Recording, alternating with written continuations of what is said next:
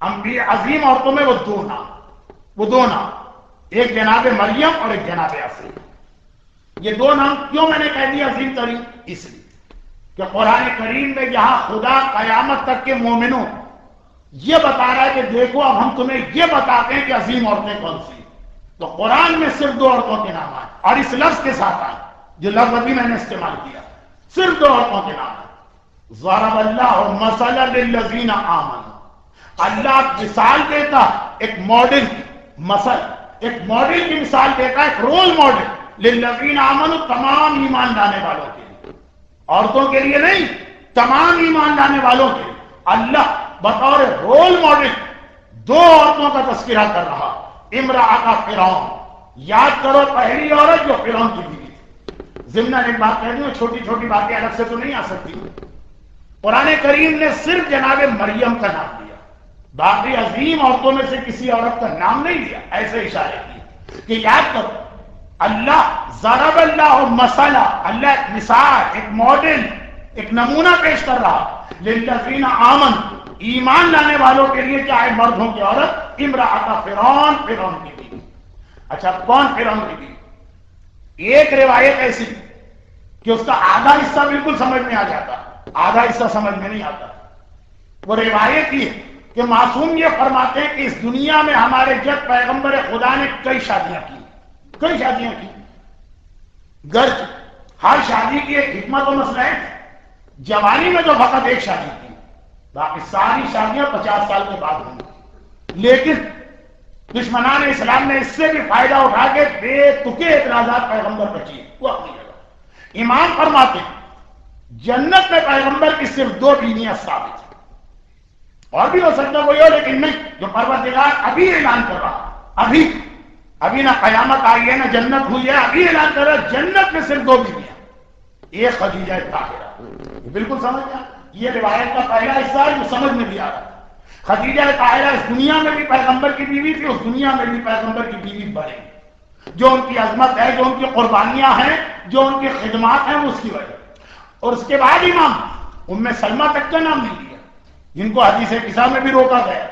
عظمت اپنی جگہ پہ، لیکن امام کہتے ہیں کہ جو ابھی تک پروردگار کا اعلان دوسری بیوی آسیہ ہوں، یہ دیکھیے روایت کا دوسرا حصہ جو ہے یہ سمجھ میں نہیں آ رہا، اس لیے کہ اس دنیا میں آسیہ فرعون کی بیوی، بدترین انسانوں میں فرعون شامل، کیونکہ پروردگار ہر چیز پہ کمپرومائز کر لیتا ہے، توحید پہ کبھی کمپرومائز نہیں کرتا۔ یہ نص قرآن سورہ انعام کی آیت، ان اللہ یغفر، اللہ ہر گناہ معاف کرے گا، دون شرک، شرک کا گناہ معاف نہیں کرے گا۔ فرعون وہ جو شرک ہی نہیں کر رہا، اپنے آپ کو خود خدا کہلوا رہا۔ ذرا سوچیں کہ اس کائنات کے سب سے بڑے دشمن خدا کی بیوی، جنت میں حبیب خدا کی بیوی بننے والی جناب آسیہ، خدیجہ اس دنیا میں بھی رسول کی بیوی، وہاں رسول کی بیوی بنی، تعجب نہ ہو، آسیہ پہ تعجب۔ اور عجیب بات یہ، خیر یہ عجیب تو نہیں ہے، یہی وجہ ہوگی، لیکن ایک اور اینگل سے عجیب کہہ رہا ہوں، باقی باتیں کل ہوں گی، اب میں منزل مسائل پہ آ رہا ہوں۔ لیکن پہلے یہ جملہ سنیے، قرآن کہتا ہے کہ ہم آسیہ کو تمہارے سامنے ایک رول ماڈل کے طور پہ پیش کرو۔ خالی یہ نہیں کہا، وجہ بھی بتائی کیوں کہا، قال رب ابنی لی عندک بیتا فی الجنہ ونجنی من فرعون وعملہ ونجنی من القوم الظالمین۔ آئے خدا جنت میں اپنے پاس میرا گھر بنا، ونجنی من فرعون، اور مجھے فرعون سے نجات دلا، وعملہ، خالی فرعون سے نہیں، فرعون کے عمل سے بھی۔ ہمارے یہاں تبرے کا مفہوم ہی نہیں سمجھا گیا۔ تبرہ کس چیز کا نام ہے؟ یہ ہے اصلی تبرہ، شخصیت سے بھی نفرت کرو اور اس کے اعمال اور کردار اور ایکشن سے بھی نفرت کرو۔ یہ نہیں ہے کہ شخصیت سے تو نفرت ہے، لیکن جو حرکتیں وہ کر رہا وہی حرکتیں تم بھی کرو۔ قرآن نے کہا نجنی من فرعون، فرعون سے بھی نفرت، وہ عمل ہی، اور اس کے عمل سے بھی نفرت۔ بھائی عمل نہیں تو فرعون کو فرعون بنایا؟ یہ تو نہیں نا کہ اگر یزید نماز کا مذاق اڑائے تو ہم بھی نماز کا مذاق اڑائے تو یزید پہ لعنت۔ یہ شخصیت سے نفرت ہوئی، اس کے کردار سے نفرت نہیں۔ معاویہ کے عمل کو دیکھ کے کہیں برا آدمی ہے، تاریخ میں آ جائے کہ دنیا کا پہلا انسان جس نے اپنی داڑھی کو شیپ کیا وہ معاویہ، عمل اس کا اختیار کیا جا رہا ہے، نام کے لیے شخصیت سے نفرت کی جا رہی نہیں۔ نجنی من فرعون وعملہ، فرعون سے بھی نجات چاہیے اور اس کے عمل سے۔ اب بڑی عجیب بات ہے، آج کل اخبارات میں ایک سوال، جب انٹرویو لیا جاتا ہے ایک سوال ضرور ہوتا، مردوں سے بھی اور عورتوں سے، بات عورتوں کی، عورتوں سے سوال یہ ہوتا کہ جی آپ اپنے شوہر میں کیا خوبیاں دیکھنا چاہیں؟ ضرور سوال ہوتا ہے نا، آپ اپنے شوہر میں، شریک حیات میں، لائف پارٹنر میں کیا خوبیاں ہونا چاہیے؟ ایک آئیڈیل شوہر کسے کہتے ہیں؟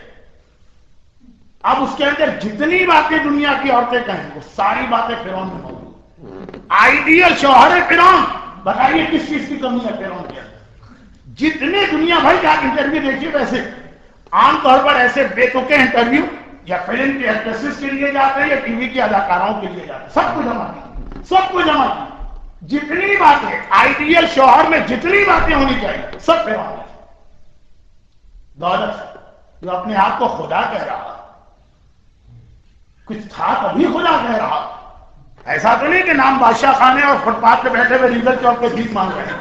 واقعاً فرعون کے پاس دولت تھا نہیں ہے، دولت، طاقت اور اقتدار، فرسٹ لیڈی قرار پا رہی ہے، شکل و صورت کے اعتبار سے بھی فرعون خوبصورت ہے۔ مصری حسن جو ایک مثال بن گیا ہے وہ خالی کلیوپیٹرا سے نہیں بنا ہے، بہت پہلے سے چلا ہے۔ اور ان سب کے بعد سب سے بڑی چیز محبت کرنے والا، جناب آسیہ سے دلی محبت تھی فرعون کو، جتنا فرعون آسیہ سے محبت کرتا تھا اس پورے مجمع میں شاید کوئی شوہر اپنی بیوی سے محبت نہ کرتا، شاید میں نے کہہ دیا ہے، لیکن بہرحال یہ یاد رکھیے، ایسے بے وقوف یا پاگل قسم کے لوگ اپنے آپ کو خدا نہیں کہتے، کچھ ہوتی ہے ان کے پاس ہوشیاری ہے، مکاری۔ جس وقت جناب موسیٰ نے فرعون کی داڑھی پہ بچپنے میں ہاتھ ڈالا تھا، فرعون نے اسی وقت اندازہ کر لیا تھا کہ یہ دشمن کا ہاتھ۔ آسیہ سمجھا رہی ہیں کہ وہ بچہ ہے، بچوں کا تو یہ مشغلہ ہے، ادھر ہاتھ ڈالا ادھر ہاتھ ڈالا، یہ کیا وہ کیا، بچپنے پر نہیں، اتنی مجھ میں بھی سمجھ ہے، یہ کسی بچے کا معصوم ہاتھ میری داڑھی تک نہیں آیا، یہ ایسا لگتا ہے کسی دشمن کے ہاتھ میں میری داڑھی کو نوچا۔ سمجھ گیا، بھانپ گیا، لیکن اس کے باوجود صرف آسیہ کے کہنے پہ جناب موسیٰ کو نظر انداز کیا۔ ٹھیک ہے، واقعہ ہے کہ وہ آسیہ نے کہا نہیں، یہ بچہ ہے، لاؤ کھجور کا کی ایک ٹرے لا کے رکھو اور آگ کے انگاروں کی ایک ٹرے، دیکھو ایک ادھر ہاتھ بڑھائے، بچہ ہے نا، چمکتی ہوئی چیز لے جائے گا۔ لیکن فرعون اس وقت بھی بار بار کہہ رہا ہے میں سمجھ رہا ہوں اس نے میری داڑھی کو پکڑی، یہ میرا دشمن ہے، صرف آسیہ کی محبت میں نظر انداز کر رہا ہوں، دولت، طاقت، خاندان، حسن جمال، اور ساتھ ساتھ اتنی محبت، آئیڈیل شوہر ہے، اب عورت کو اور کیا چاہیے؟ اور جناب آسیہ کہہ رہی نجنی من فرعون وعملہ، پروردگارا مجھے اس آئیڈیل شوہر سے نجات دلا دے، نہ یہ مجھے چاہیے نہ اس کا عمل چاہیے، اس لیے کہ فرعون میں یہ ساری چیزیں ہیں مگر وہاں دین اور ایمان نظر نہیں آ رہا۔ جناب آسیہ اصول دے رہی ہیں کہ ساری خوبیاں ایک طرف، اگر وہاں دین نہیں ہے، اگر وہاں مرضی پروردگار کا خیال نہیں ہے، نہ دولت چاہیے، نہ طاقت چاہیے، نہ عہدہ چاہیے، نہ محبت چاہیے۔ کاش ہماری عورت یہ پیغام سمجھ جائے، اور کاش ہمارے مرد یہ پیغام سمجھ جائے، بس بات کو میں نے اختتام تک پہنچایا۔ لیکن جب یہ بات کھل کہ یہ فرعون کی ماننے والی کیسے کھلی، یہ بھی بڑا انٹرسٹنگ واقعہ ہے، وہ کون سے فرشتے تھے یہ انشاءاللہ کل آئے گا، خلاصہ یہ اب فرعون کے لیے بڑا مسئلہ ہوگا۔ میں ساری دنیا کے سامنے خدائی کا اعلان کرتا ہوں، میری اپنی بیوی اگر میری خدائی کو نہ مانے تو گاڑی کیسے چلے؟ پہلے پیار سے، محبت سے بہلا کر، پھسلا کر، سمجھا کر، ہر طریقہ اختیار کر لیا، تو آخر میں ٹارچر کی وہ منزل ہے، کہا کہ اس کو زمین پہ لٹاؤ، ہاتھ اور پیر چاروں کو پھیلا کر اس کے اندر نیچے ڈالو، سینے پر بھاری پتھر رکھ کر اسے ہتھوڑے کے ذریعے سے کوٹو اور توڑو، اور ہر دن آہستہ رفتہ گریجولی تکلیف بڑھائی جا رہی، یہاں تک کہ آخر میں کہا کہ چاروں ہاتھ پیروں میں ایک ایک گھوڑا باندھ کر اس کو چاروں اپوزٹ ڈائریکشن میں دوڑا، جسم کے 4 ٹکڑے ہو رہے۔ اس وقت جناب موسیٰ قریب سے گزر رہے ہیں، جناب موسیٰ کی یہ ماں کی طرح ان کے گود میں پرورش پائی۔ آسیہ نے صرف ایک جملہ کہا، یا نبی خدا۔ کیا جملہ؟ کیا آپ یہ بتا سکتے ہیں کہ میری یہ مصیبت کب ختم ہوگی؟ نہیں. کیا آپ بتا سکتے ہیں کہ میرا پروردگار اب راضی ہوا کہ راضی نہیں ہوا؟ یہاں تو عورت سے پوچھا تم بے حجاب کیوں؟ کہا میرا شوہر نہیں مانتا. آسیہ نے بدن کے 4 ٹکڑے کروا لیے، کہا شوہر جائے جہنم، پروردگار پہلے. اتنی شدید تکلیف اور مصیبت برداشت. البتہ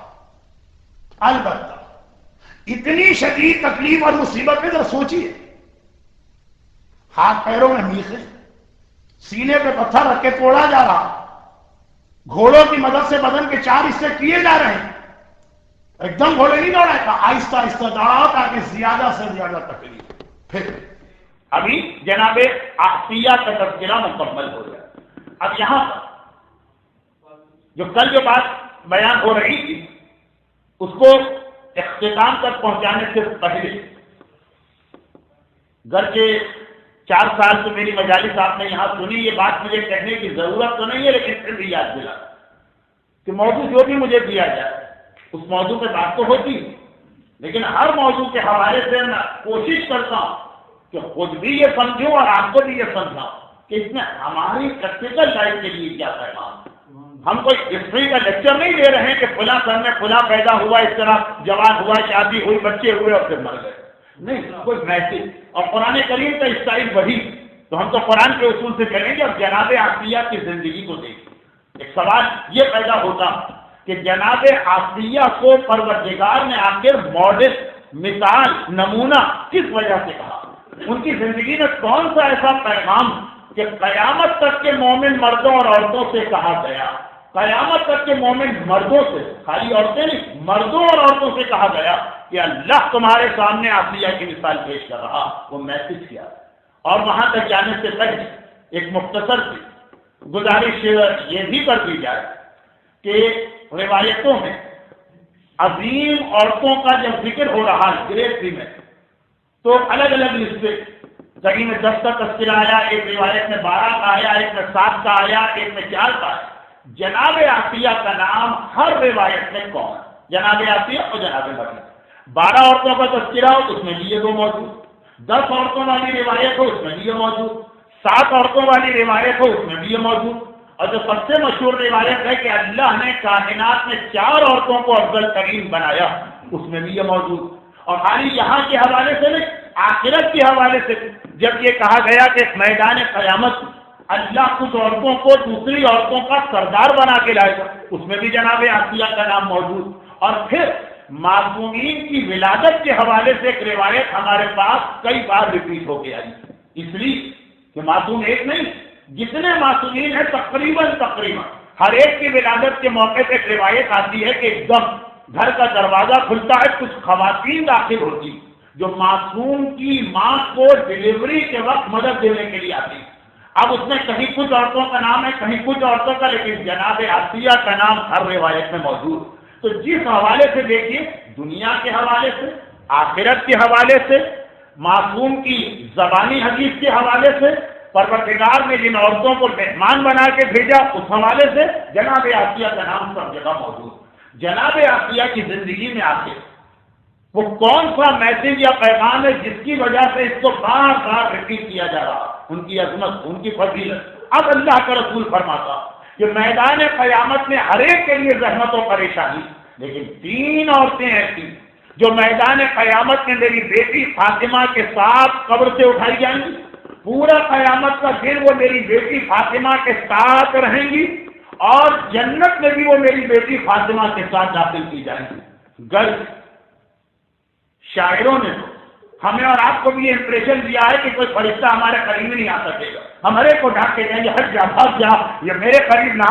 لیکن ہم اور آپ تو خیر ابھی زبان چل رہی ہے نا، کہنے کو جو دل چاہے کریں، لیکن بولتی جب بند ہو جائے گی تو پتہ چلے گا کہ فرشتہ ہوگا. لیکن یہ تو یقین کامل ہے نا کہ جہاں پہ معصومہ عالم موجود ہیں وہاں پہ کسی فرشتے کی ہمت اور مجال نہیں ہے کہ قریب آ سکے. 3 عورتیں ایسی جو قیامت کے دن میری بیٹی فاطمہ کے ساتھ اس طرح سے لائی جائیں گی کہ قبر سے ساتھ اٹھائی جائیں گی. 50,000 سال قیامت کا دن ہے، وہ میری بیٹی کے ساتھ رہیں گی.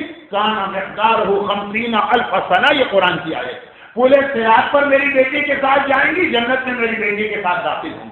ان میں سے پہلی عورت امرأۃ صبرت علی سوء خلق زوجها، وہ عورت کہ جس کا شوہر بدتمیز ہے، بد اخلاق ہے، ظالم ہے، اور وہ اپنے شوہر کے ان تمام مظالم پہ صبر سے کام لیتی۔ شرم جواب دینے کا ایک حق ہے، وہ جواب اینٹ کا جواب پتھر نہیں، وہ طریقہ ہے شریعت کا کہ اپنا کیس مستحق کے پاس یا اس کے وکیل کے پاس لے جا سکتی۔ لیکن اگر ٹالرنس سے کام لیا، صبر سے کام لیا تو اس کا اجر یہ مل رہا۔ امرأۃ صبر علی سوء خلق زوجها، یہ حدیث شوہروں کو بدتمیزی کی اجازت نہیں دے رہی، عورتوں کے خلاف ہو رہا ہے کہ تم صبر کرو، مردوں کا مسئلہ الگ ہے۔ اب یہ جو حدیث آئی اس کو ذہن میں رکھیں۔ جناب عطیہ کی زندگی کا جو ایک اہم ترین پیغام ہمارے سامنے آ رہا وہ اسی حوالے سے۔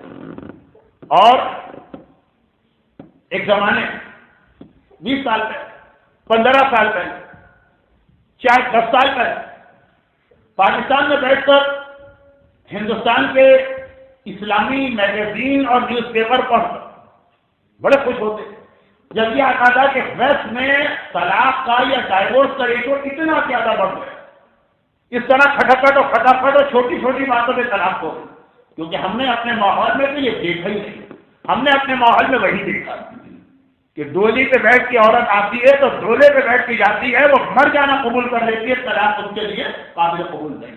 لیکن اب ہمارے اپنے ماحول میں ہندوستان سے بھی اطلاع رہی ہے، پاکستان سے تو ہم اپنی آنکھوں سے دیکھ رہے ہیں کہ اس کثرت کے ساتھ ہمارے یہاں بھی طلاقیں ہونے لگی، اور ایسی بات کہ ذرا بھی اگر دونوں پارٹنر یا ان کے خاندان والے ٹالرنس سے کام لے تو دونوں کی زندگیاں میں صبر کرتی ہیں، اور جو سب سے زیادہ افیکٹو اس میں ہوتے ہیں یعنی بچے، کہ باپ کے ہوتے ہوئے وہ یتیم ہو جاتے ہیں، ماں کے ہوتے ہوئے وہ بے ماں کے ہو کے رہ جاتے ہیں۔ وہ اب ہمارے یہاں بھی بڑی کثرت سے بڑھ رہا، اور اسی لیے بڑھ رہا کہ ٹالرنس ختم ہو گیا۔ جناب سیدہ کے ساتھ میدان قیامت میں اٹھائے جانے والی حدیث ذہن سے نکل گئی ہے۔ جناب عاصیہ کو جو رول ماڈل بنا کے قرآن پیش کر رہا وہ ہمارے ذہن سے جناب عاصیہ، ان کا نام رہ گیا لیکن وہ اہم ترین پیغام نکل گیا۔ یہاں ایک چھوٹی سی بات اور یہ ساری چیز کیونکہ اصل پہ شہزادی کونین کی شہادت کی مجلس ہے تو عورتوں کے حوالے سے کچھ میسیجز یا پھر ایک چھوٹی سی بات اور عرض کر دی جائے اور پھر میں کم از کم پہلے واقعے کے نتیجے پہ آ جاؤں۔ وہ یہ کہ ایک سوال اللہ کے رسول کے حوالے سے کیا جاتا وہ یہ کہ پیغمبر نے اتنی شادیاں کیوں کی؟ چلے یہ سوال تو کریں گے نان مسلم، یہ سوال تو کریں گے کہ کرسچن جن کے پاس حضرت عیسیٰ کا تصور ہی ہے کہ ساری زندگی انہوں نے بغیر شادی کی گزاری، تو فوارے آدمی کی پہچان یہ ہے کہ وہ شادی نہیں کرتا، گھر کے اب چرچ میں جو کچھ ہو رہا وہ مجھ سے بہتر آپ لوگ جانتے ہیں۔ لیکن یہ تو سوال تھا کہ پیغمبر نے اتنی شادیاں کیوں، وہ ایک طرف سے۔ اگلا سوال مومن کرتا کہ بھائی پیغمبر نے جتنی شادیاں بھی کی چلے اس سے ڈبل بھی کرنے تو ہمیں کیا احساس، لیکن خاص کچھ عورتوں سے شادیاں کیوں کی؟ بھائی اس لسٹ کے اندر کچھ ایسے نام ہیں کہ اس سے مومن مطمئن نہیں ہوتا کیا کہ پیغمبر کو ضرورت کیا پڑی تھی کہ ان سے شادی کی، اور تو یہ نہ اس دنیا کے اندر کوئی وجہ ہوگی، کوئی حکمت ہوگی۔ اس کا ایک جواب یہ دیا جاتا، مجھے ہر بات کھل کے کہنے کی ضرورت نہیں، اس کا ایک جواب یہ دیا جاتا کہ پیغمبر بھی ایک رول ماڈل ہے قیامت تک کے انسانوں کے لیے۔ تو اب لقد کان لکم فی رسول اللہ اسوۃ حسنہ، قرآن کہہ رہا پیغمبر کی زندگی ایک بہترین نمونہ، تو اب اس میں یہ بتانا کہ ہمیشہ ایسا تو نہیں ہوتا ہے کہ شوہر بیوی دونوں ایک جیسی انڈرسٹینڈنگ والے، کبھی کبھار بلکہ اب تو اکثر بری بیویاں بھی انسان سے پلے پڑ جاتی ہیں، اور یہ تو ایک جوا ہوتا ہے کہ لاٹری ہے، پہلے سے کوئی آدمی کسی کے بارے میں نہیں کہہ سکتا کہ وہ کیسے نکلے گی۔ چنانچہ ہمارے سامنے یہ مثال بھی تو ہونا چاہیے نا کہ اگر کبھی کسی شخص کی بیوی بری ہو تو بری بیوی کے ساتھ کس طرح زندگی گزاری جاتی، اچھی بیوی کے ساتھ زندگی گزارنا وہ تو کوئی کمائی ہی نہیں، وہ تو کوئی عبادت بھی نہیں ہے، وہ تو کوئی ثواب ہی نہیں ہے۔ اصل مسئلہ یہ کہ اگر بری بیوی، اور یقیناً ہم کہہ سکیں کہ وہ اسلام کا کیا جاتا چاہیے کہ بری بیوی کے ساتھ بھی گزارا تو اگر ہماری جیسی کم وقت بیوی کسی کی ہوگی تو پتہ چل جاتا۔ پیغمبر اسلام نے یہ بتایا کہ نہیں دیکھو بری بیویوں کے ساتھ بھی کس طرح گزارا کیا جاتا ہے، آ کے میری زندگی کو دیکھو۔ لیکن یہ بات آج سے ریلیٹڈ نہیں، آج اس سے الٹی بات کہ یہ تو ہو گئی بات مردوں کی، لیکن کیا عورتوں کو یہی چیز، یہی بیڈ ایکسپیرینس نہیں ہو سکتا کہ پتہ چلا کہ شوہر برا مل گئے، اب اگر برا شوہر ملے تو بیوی کے سامنے یہ مثال کیسے آئے کہ وہ کیسے گزارا ہے؟ اب برا شوہر ملے، پیغمبر کی زندگی میں تو یہ کہ بحیثیت مرد ایک سے زیادہ شادیاں، عورت کی زندگی میں تو ایک ہی شادی، کس شخصیت کو رول ماڈل بنا کے یہاں پیش کیا جائے کہ خود عورت بہترین اور شوہر اس کا بدترین؟ خاندان اہل بیت کی تو کوئی خاتون اس امتحان سے نہیں گزاری جا سکتی ہیں کئی وجوہات کی بنا پر۔ جناب آسیہ سیرت رسول کے اندر ایک بہت بڑا ایڈیشن اس بات کا کر رہی کہ پیغمبر نے زبانی طور پہ تو عورتوں سے کہہ دیا کہ اگر تمہارا شوہر بدترین بھی ہے تب بھی حد الامکان اس کے ساتھ گزارا کرو سوائے اس مرحلے کی جہاں پہ جناب آسیہ نے سارے مظالم برداشت کیے کہ جب بات دین اور ایمان کی آ جائے وہاں پہ بات چھوڑو، لیکن برے شوہر کے ساتھ گزارا۔ اس کی مثال پروردگار عالم پیغمبر کی کسی بیٹی کے ذریعے، پیغمبر کے خاندان کی کسی سیدانی کے ذریعے نہیں دی، یہاں جناب آسیہ کی مثال آ رہی ہے۔ جناب آسیہ اس حوالے سے بھی ایک رول ماڈل بن رہی کہ بدترین شوہر کے ساتھ ایک مومنہ کس طرح سے گزارا کر سکتی ہے اور کہاں تک کر سکتی ہے، جس کے بعد پھر کمپرومائز کی گنجائش نہیں۔ تو جناب آسیہ کی زندگی میں یہ دو تین چھوٹی چھوٹی باتیں تو ہیں۔ اب آئیے اہم ترین مسئلہ، اہم ترین مسئلہ وہی جو میں نے کل آپ کے سامنے پیش کیا تھا، وہ یہ کہ ساری اچھائیاں ایک طرف، جہاں پر دین اور ایمان کی بات آ جائے نو کمپرومائز، ایسا دنیاوی اعتبار سے سہولتیں دینے والا شوہر، لیکن جب وہ مرحلہ آ جائے۔ اچھا، جناب آسیہ سے پروردگار کو ایک بڑا کام یہ لینا کہ جناب موسیٰ کی پرورش اس محل میں کروانا، اس سے ہمارے علماء کا اتفاق کہ جناب آسیہ کے بارے میں سوال بہت انٹرسٹنگ یہ مسلمان علماء کے درمیان کہ کیا جناب آسیہ شروع سے ہی مومنہ تھی، اور اگر شروع سے مومنہ تھی تو فرعون نے اتنے عرصے کے بعد ان پہ مظالم کیوں کی کہ جب جناب موسیٰ جوان بھی ہو گئے، اعلان نبوت بھی کر دیا، اس کے بعد جناب آسیہ کے مظالم ہوئے۔ لیکن اہل سنت علماء کے نزدیک تو یہ بات ہے کہ جی وہ شروع میں مومنہ نہیں تھی، کافر، اور بعد میں جب حضرت موسیٰ نے اعلان نبوت کیا اور جس دن جادوگروں سے مقابلے میں کامیاب ہوئی تو خالی جادوگر ہی موسیٰ کا ایمان نہیں لائے، جناب آسیہ بھی ایمان لائے۔ لیکن ہمارے شیعہ علماء کے یہاں متفقہ بات کہ جناب آسیہ پہلے دن سے ہی مومنہ تھی، کیونکہ پیغمبر کی ایک مشہور حدیث کہ تین شخصیتیں ایسی جنہوں نے ایک لمحے کے لیے بھی کفر اختیار نہیں کیا، جناب حزقیل جن کا نام ہے مومن آل یاسین، جناب آسیہ اور جناب ابو طالب۔ پیغمبر کی مشہور حدیث ہے جو ہمارے اعتبار سے معتبر بھی کہ ان تین شخصیتوں نے ایک لمحے کے لیے بھی کفر اختیار نہیں کیا، لیکن جس طرح حفاظت رسول کی وجہ جناب ابو طالب کی زندگی کا ایک حصہ تقیہ میں نظر آتا، اسی طریقے سے جناب آسیہ حفاظت موسیٰ کی وجہ سے زندگی کے ایک حصے میں تقیہ میں ہے۔ اور جب وہ وقت آ گیا، یہ جملہ ایک الگ تقریر ہے آج کے موضوع سے ہٹ کر، جب وہ وقت آ گیا جب تقیہ حرام ہو گیا، جیسے ہماری زندگی میں بھی یہ وقت آئے، ابھی تقیہ واجب، ظہور ایمان کے بعد تقیہ حرام ہو جائے گا، ظہور ایمان کے بعد جو دو تبدیلیاں آئیں تقیہ حرام ہو جائے گا، توبہ کا دروازہ بند ہو جائے گا۔ تو یہی مرحلہ موسیٰ کی زندگی میں اس وقت آیا جس دن حضرت موسیٰ نے جادوگروں کو شکست دی اور اس کے ساتھ ہی اعلان عام ہو گیا کہ اب تقیہ کا دروازہ بند ہے۔ جناب آسیہ اپنے ایمان کو ظاہر کیا، جس کے نتیجے میں اس امتحان سے گزری جو آپ نے کل سنا، اس امتحان کا خلاصہ یہ بہت اہم خلاصہ، اس امتحان کی سمری یہ ہے، اس کا کنکلوژن یہ ہے، اس کی باٹم لائن یہ کہ دوست، احباب، رشتہ دار، خاندان والے، برادری والے، کمیونٹی والے، گروپ، ان سب کے ساتھ دین خدا کے مسئلے پہ کوئی کمپرومائز نہیں کرنا۔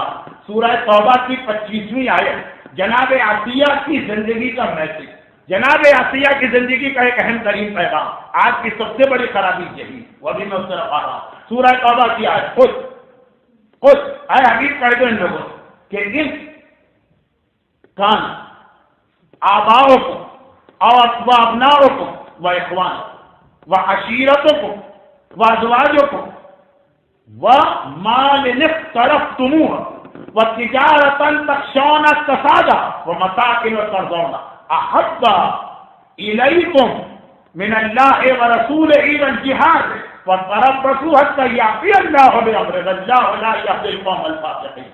کہہ دو ان لوگوں کہ اچھا تمہیں اپنے والدین زیادہ پیارے، تمہیں اپنی اولاد زیادہ اچھی لگتی، تمہیں اپنے بھائی زیادہ پسند آتے، تمہیں اپنے شریک حیات کے لائف پارٹنر کی بات زیادہ قبول، تمہیں اپنے دوست احباب اور خاندان والے، یہ جو ویکینڈ کی گپ شپ ہوتی ہے کہ جو جگہ جگہ ایسی مکس گیدرنگ ہوتی ہے، یہ تمہیں زیادہ پسند آتی۔ وہ مال طرف وہ مال جسے تم نے جمع کر کے رکھا ہے وہ بہت پسند ہے۔ وہ تجارت تخشون کسادها، وہ بزنس کہ ڈر رہے ہو کہ اگر میں اللہ کے راستے پہ چلا تو اس میں نقصان نہ ہو جائے۔ وہ مساکن ترضونها، اور تمہارے وہ بہترین اور عالیشان مکان جس سے تم راضی۔ احب الیکم من اللہ ورسولہ، کیا یہ رشتہ دار، یہ دوست، یہ مال، یہ تجارت تمہیں اللہ اور اللہ کے رسول سے زیادہ پسند ہے؟ اگر ایسا ہے طرف بس انتظار کرو حتی یاتی اللہ بامرہ، یہاں تک کہ اللہ اپنے عذاب کو لے کر آئے گا۔ واللہ لا یہدی القوم الفاسقین، یاد رکھو فاسقوں کی اللہ ہدایت بھی نہیں کیا کرتا ہے۔ تو یہ ایک بڑا مسئلہ کہ آدمی کو پتا ہے کہ دین کیا ہے لیکن دوستوں کا سر کے، آدمی کو پتا ہے کہ ایمان کیا ہے مگر رشتے دار۔ مثلا پاکستان میں آپ انتہا اور ہندوستان میں انتہائی دیندار گھرانوں میں بھی دیکھیں گے آج کل مکس گیدرنگ سے نہیں بچا جا رہا۔ کیوں؟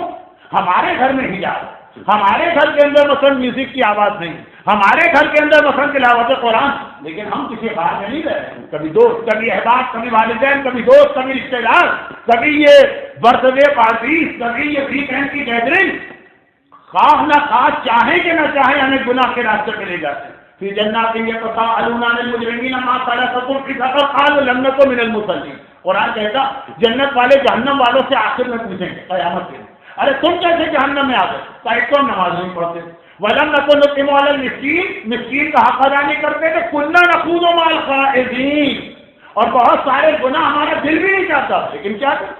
جو دوستوں کا سرکل ہے وہ یہ گناہ کر رہا ہے تو ہم بھی ان کے ساتھ پانچ لے کے بیٹھ جائیں، کیا کریں؟ اب خاندان کی شادی ہے، مکس گیدرنگ ہے، ہم کو بھی جانا پڑے گا ورنہ تعلقات خراب ہو جائیں گے۔ قرآن کہتا اللہ زیادہ پیارا ہے، تعلقات زیادہ پیارا ہے۔ قرآن کہتا حکم رسول زیادہ اہم ہے کہ دوست اور احباب کی تاج کی گڈیاں زیادہ اہم۔ سورہ توبہ کی ہے، سورہ مدثر کی ہے، مگر یہ تو زبانی بات ہے نا، ایک بار پلٹ کے کوئی بدتمیز آدمی کہہ سکتا ہے کہ رسول کا کیا جاتا ہے، کہہ دیا۔ کبھی اس مرحلے سے خود گزرتے تو پتا چلتا کہ دوستیوں کے لیے کتنے کمپرومائز کرنا پڑتے ہیں، خاندان والوں کے لیے کتنی جگہ جھکنا پڑتا ہے۔ آسیہ کو ایک رول ماڈل بنایا جا رہا، جہاں پہ آسیہ یہ بتا رہی کہ جہاں اللہ اور رسول کی بات آ گئی، جہاں پہ دین اور اسلام کی بات آ گئی، جہاں واجبات و حرام کا مسئلہ آ گیا، وہاں پہ جسم کے 4 ٹکڑے کروانا یہ بھی قبول ہے۔ جہاں پہ دین اور اسلام کی بات آ گئی، وہاں پہ ہاتھ پیروں میں میخے کروانا یہ بھی قبول ہے، مگر ایک لمحے کے لیے بھی ان رشتے داریوں اور دوستیوں کی وجہ سے، اس ویکینڈ کی گیدرنگ اور برتھ ڈے پارٹی کی وجہ سے، ان والدین اور اولاد کی وجہ سے دین اور ایمان کے مسئلے پہ کوئی کمپرومائز نہیں ہو سکتا۔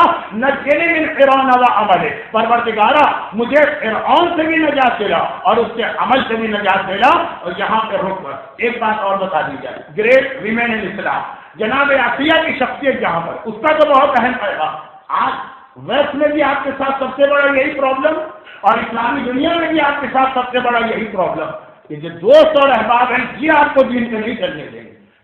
جو معصوم نے کہا نا کہ جب ہمیں کسی آدمی کے بارے میں پہچاننا ہوگا کہ یہ آدمی کیسا ہے تو ہم اس کو دیکھتے ہی نہیں، ہم اس کے دوستوں کو دیکھتے کہ وہ کیسے، جیسے وہ ہوں گے ویسا ہی یہ انسان بھی ہوگا۔ یہ بہت بڑا آج کا مسئلہ بن گیا۔ جناب آسیہ کو رول ماڈل قرار دینے کی ایک اہم وجہ ہے رحمتک یا ارحم الراحمین وصلی اللہ علی محمد و